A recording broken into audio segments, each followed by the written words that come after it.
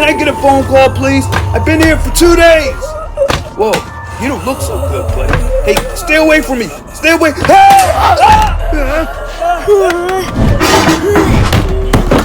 I'm gonna get you out of here. Stay quiet.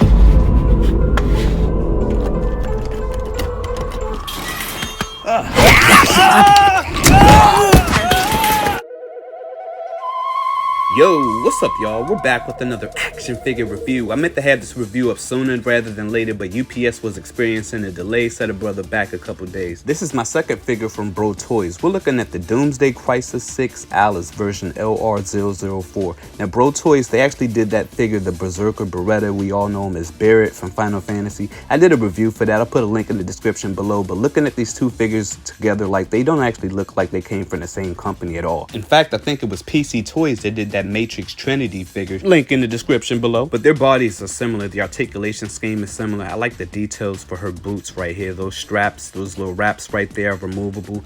Gold touch for the shoes.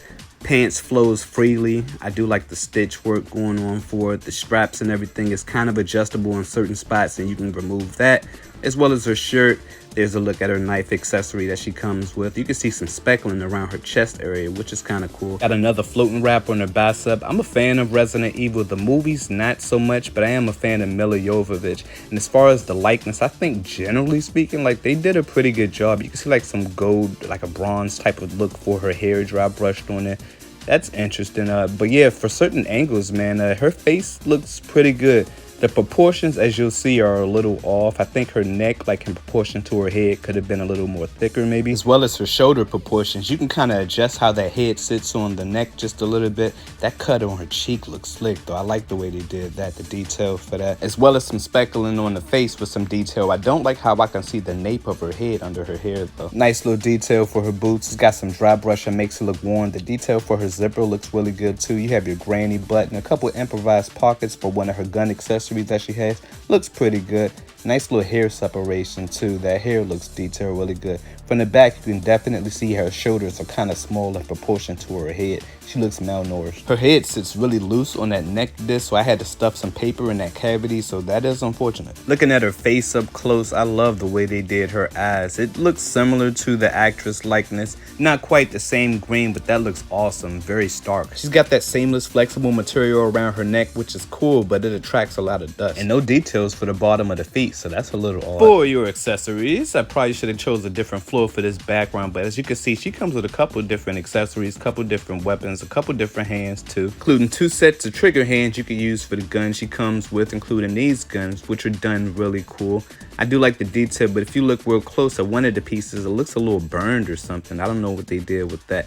And it's got some clips at the bottom you can slide in and out with a little gold tip on the end for the bullets. It's all one scope, but I'd be careful not to drop the guns or these pieces might come flying out. And you have these 2 Uzis or SIGs, whatever these are called, and they're done really good. Nice dry brush and detailed scope work. It's got holes for the nozzle, but they're too small to fit like Valiverse effects. These extended pieces at the end are not removable, and she actually has a more loose grip on these guns. She's got a set of wider gripped hands to hold her hunting knife, which is done decent enough. No real detail going on with it. And then we have my favorite accessory right here. I guess it's like a Winchester or something. It's got a lot of detail to that as well. Nice little dry brush and looks worn, looks used. And it's got a little hinge gimmick where you can flip it up and down like she's reloading. You can't pull any bullets or anything out of there though, but that's pretty cool. I like that. And then she's got a third set of grip hands you can use to hold this canister. I'm not sure what it's called. It looks like maybe that canister from the first movie, the T-Virus or something like that. I really like the translucent look for these. I'm sure I could find other uses for this in other displays.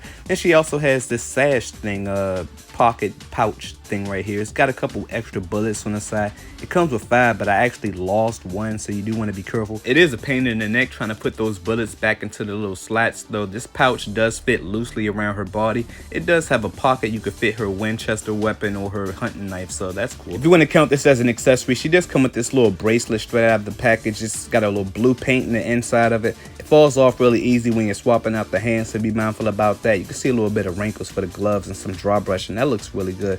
But yeah, just a little accessory. Of course, she comes with her fist hands, and I'm glad they included that. And her last accessory would be this coat, which looks really good. It's got a worn look to it. It's got holes in it, some ashiness. The sleeves have a pocket. The hood is wired. It's wired around the coat as well. This coat is a really nice coat. I really like it. And the wire has a decent hold to it, decent little strength. I like the tattered look for the bottom. It's also got this elastic part for the waist.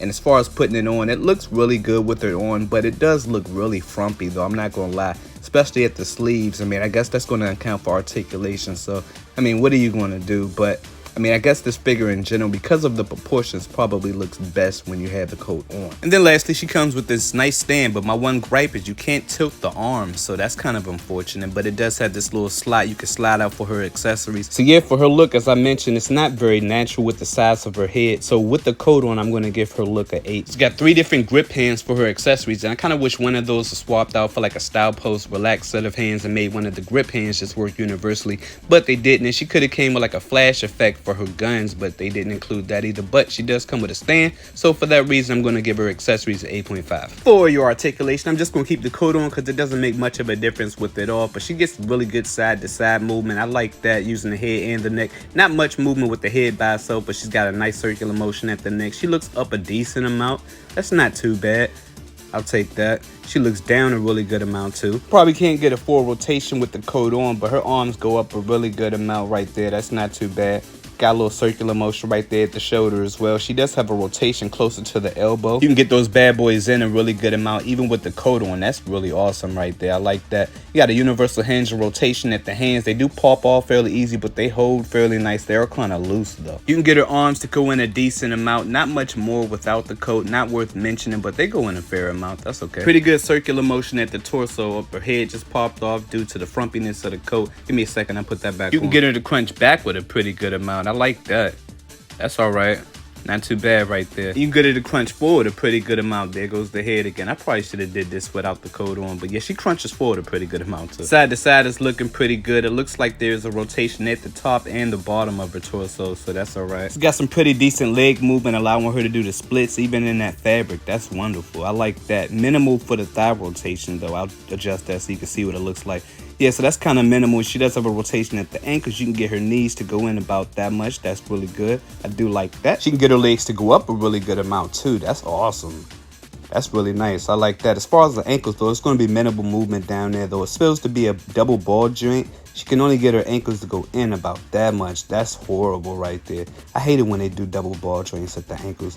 She can get her ankles to go out about that much. You can get those ankles to go up a little bit. That's not too bad for going up. As far as going down, it's almost non-existent, so that kind of sucks. And if you were curious, you can get her legs to go back a decent amount. When you're articulating the figure, you do want to be careful as one of the straps just came loose, so I'll have to mess with that. So she mostly moves pretty good, except for when you get down to the ankles. Her shoulder joints is kind of tight. Her bicep rotation is kind of loose. So I'm going to give her articulation at 8.5. For your size comparisons, here we have her next to your Mayfix Terminator, your Patriot Studios. I forget what these zombies are called. Then we have your PCToys Trinity. As you can see, they both look similar in size. And then we have your BroToys Berserker Beretta, which looks like a totally different company made this figure. Next, here we have her next to your Figma Cyberpunk, your Marvel Legends Mary Jane, and your Jaded Toys Fei Long. And lastly, here we have her next to your SH Figuarts Goku and your Kotobuki Zero model kit. So final thoughts on the BroToys Doomsday Crisis 6 Alice. What can I say, man? Unless you were anxious to get some Milla Jovovich Resident Evil representation on your shelf, this is kind of an easy pass. That being said though, she's kind of a solid figure mostly. I don't regret making the purchase, but for the price point, I can't recommend it. Final score, I'm going to give her an 8. Alright y'all, that's my video. I'll catch you in the next one. Peace.